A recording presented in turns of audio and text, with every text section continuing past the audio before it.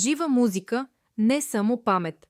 Едно общество, в което автентичната народна музика е наистина ежедневна и неутрална, не би било просто по-различно музикално. То би било различно културно и социално. Това не става с повече песни, а с промяна в начина, по който културата присъства в живота. Какво означава неутрална?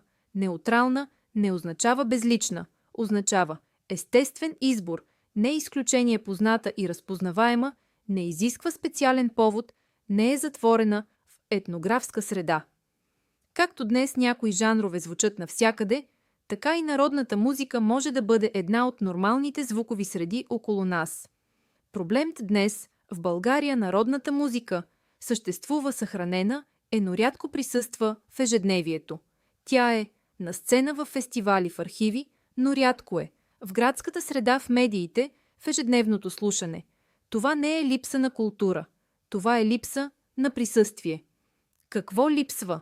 За да бъде една музика част от живота, тя има нужда от достъп, видимост, среда, навик. Без това, всяка традиция остава изолирана. Какво е нужно? Достъп публични и дигитални каталози, лесно намиране на автентични записи, ясно подредена и описана музика.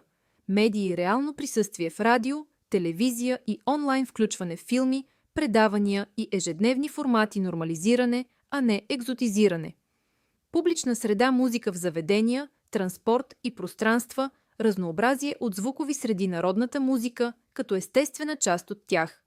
Образование не само изучаване, а слушане, развиване на слух за ритми и стилове, ранно излагане. Каква музика? Автентична народна музика означава запазване на характерните стилове, ритми и мелодии, приоритет на традиционните инструменти, отсъствие на жанрово смесване, което променя същността. Но също така, традицията не е застинала.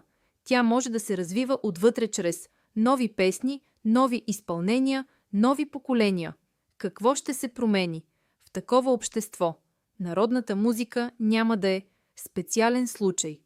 Тя ще бъде нормален избор, ще съществува редом с други жанрове, без да ги измества и без да бъде изместена баланс, не доминация, реалността.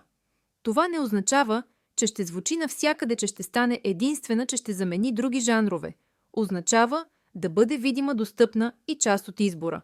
Най-важното, жива музика не се пази само в архиви. Тя съществува, когато се слуша. Призив.